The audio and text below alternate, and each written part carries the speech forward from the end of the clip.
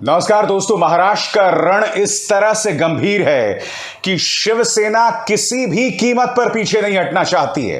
वो लगातार उग्र तेवर अपना रही है और इस संदर्भ में मैं कुछ घटनाक्रम आपके सामने पेश करना चाहता हूं। सबसे बड़ी बात आपके स्क्रीन पर उद्धव ठाकरे के बेटे आदित्य ठाकरे, और उन्होंने कहा कि टाइगर जो हैं वो छुपा नहीं करते।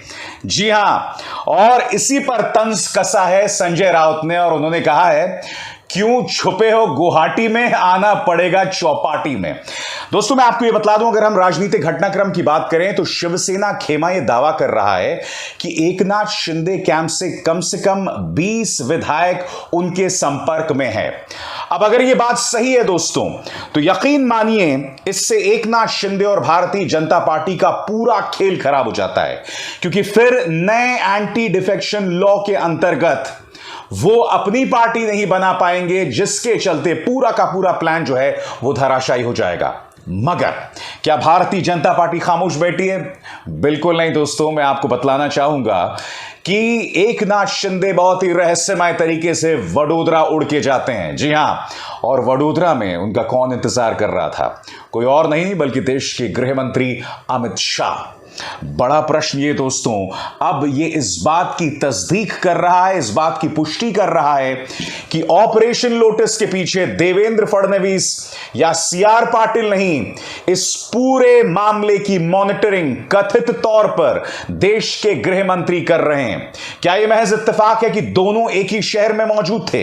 क्या यह महज इत्तेफाक है कि भारतीय जनता पार्टी जो है वो एकनाथ शिंदे गुट के करीब 15 विधायकों को Y+ सिक्योरिटी दे रही है? जी हां, Y सिक्योरिटी। यही नहीं, CISF के अंतर्गत उन्हें जो है लाए जाने की भी प्लान बताई जा रही है, जिससे आप समझ सकते हैं दोस्तों मामला कितना गंभीर है। और यही नहीं, एकनाथ शिंदे अब सुप्रीम कोर्ट जा रहा है, और सुप्रीम कोर्ट के अंदर जो वकील इनकी नुमाइंदगी करेंगे उससे आपको पूरा खेल समझ में आ जाएगा कि किस तरह से भारतीय जनता पार्टी उनके पीछे है। मगर सबसे पहले दोस्तों मैं आपको बतलाना चाहूंगा कि आदित्य ठाकरे ने किस तरह से उन्हें तंज कसा है। आपके स्क्रीन पर उनका बयान। महाराष्ट्र में चल रही राजनीतिक खींचतान के बीच शिवसेना के आदित्य ठाकरे ने बागी विधायक एकनाथ शिंदे पर निशाना साधा है। उन्होंने रविवार को कहा कि असली टाइगर भागते नहीं हैं। असम में आज जो विधायक हैं उनकी हालत कैदी की तरह है। आदित्य ने आगे कहा कि एकनाथ शिंदे में ठाणे में रहते हुए बगावत की हिम्मत नहीं थी, इसलिए वो पहले सूरत फिर गुवाहाटी भाग गए। खास बात यह है कि शिंदे पर आदित्य ठाकरे की टिप्पणी शिवसेना की बैठक के दौरान आई है। और यही नहीं दोस्तों, खबर यह भी है कि अब शिवसेना बागी विधायकों पर कार्रवाई के मूड में दिख रही है। और एनडीटीवी क्या कहता है मैं पढ़ के सुनाना चाहता हूं। विधानसभा के डिप्टी स्पीकर नरहरि जिरवाल ने बागियों को अयोग्य घोषित करने की शिवसेना की याचिका पर एकनाथ शिंदे समेत 16 बागी विधायकों को समन जारी कर जवाब मांगा है। जैसे कि आप जानते हैं दोस्तों, शनिवार को यह समन दिया गया था, और आज यानी कि सोमवार को सभी जो बागी हैं उन्हें आज शाम तक यानी 27 जून की शाम तक लिखित में जवाब देना है। तो एकनाथ शिंदे की जमीन जो है वो और कम होती जा रही है। मगर बड़ा प्रश्न ये कि कहीं ये उद्धव ठाकरे खेमे की बौखलाहट नहीं। और मैंने जो आखिरी शो किया था उसमें मैंने आपको बतलाया था कि किस तरह से शिवसेना जो है वो हिंसा का इस्तेमाल कर रही है बागी विधायकों के खिलाफ। उनके दफ्तरों में तोड़फोड़ हो रही है, यहां तक कि एकनाथ शिंदे के बेटे के दफ्तर की भी तोड़फोड़ की गई थी। एक तरफ ये दिखाई दे रहा है, दूसरी तरफ कानूनी संवैधानिक तौर पर सदन के अंदर निहायत ही अग्रेसिव तरीके से शिवसेना आगे बढ़ रही है। ऐसे में एकनाथ शिंदे के पास जो विकल्प है वो 2 विकल्प है। एक विकल्प मैं आपको बतला चुका हूं, वो वडोदरा गए थे जहां पर देश के गृह मंत्री मौजूद थे। दूसरा विकल्प वो सुप्रीम कोर्ट जा रहे हैं, और सुप्रीम कोर्ट के अंदर उनकी क्या कार्रवाई होगी वो मैं आपको पढ़ के सुनाना चाहता हूं दोस्तों। महाराष्ट्र का सियासी संकट अब सुप्रीम कोर्ट की चौखट तक पहुंच गया है। गुवाहाटी में डेरा डाले शिवसेना के बागी गुट के नेता एकनाथ शिंदे ने सुप्रीम कोर्ट का दरवाजा खटखटाया है और अयोग्यता के नोटिस को चुनौती दी है। दरअसल महाराष्ट्र विधानसभा के डेप्यूटी स्पीकर ने शिवसेना के ठाकरे गुट की याचिका पर 16 विधायकों को अयोग्यता का नोटिस जारी किया था और जैसे कि मैंने अभी आपको बताया दोस्तों, आज शाम तक उन्हें इसका लिखित जवाब देना है। और मैं आपको बतलाना चाहूंगा कि सुप्रीम कोर्ट में जो उन्होंने याचिका दायर की है उसमें क्या कहा है। उन्होंने डेप्यूटी स्पीकर के उस फरमान की वैधता पर सवाल उठाया है। आगे मैं आपको बतलाना चाहता हूं दोस्तों, शिंदे के अलावा 15 अन्य बागी विधायकों को ऐसा नोटिस भेजा गया है। शिंदे कैंप ने शिवसेना विधायक दल का नेता अजय चौधरी को नियुक्त किए जाने को भी चुनौती दी है। हालांकि इन विधायकों के पास 27 जून की शाम तक का ही समय है। अब दोस्तों दिक्कत क्या है मैं आपको बताता हूं।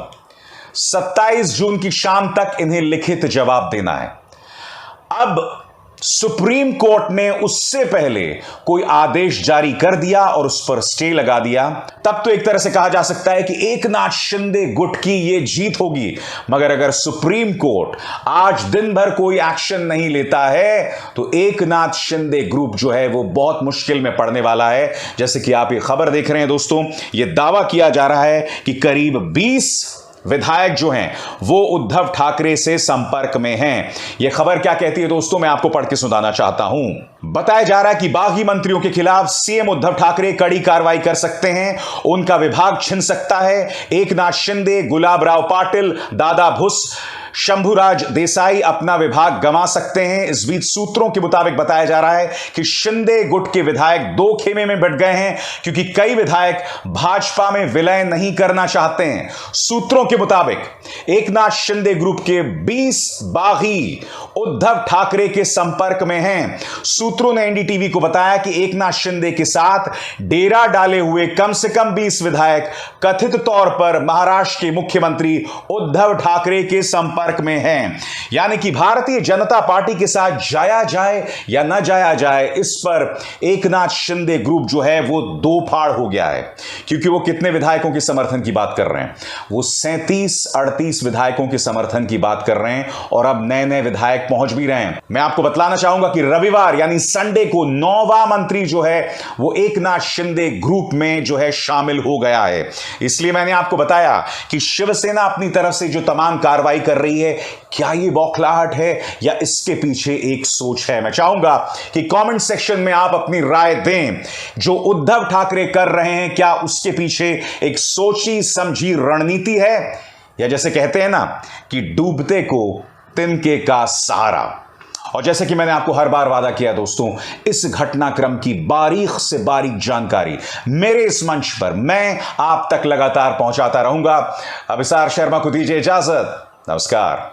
स्वतंत्र और आजाद पत्रकारिता का समर्थन कीजिए, सच में मेरा साथी बनिए। बहुत आसान है दोस्तों, इस ज्वाइन बटन को दबाइए और आपके सामने आएंगे ये 3 विकल्प, इनमें से एक चुनिए और सच के इस सफर में मेरा साथी बनिए।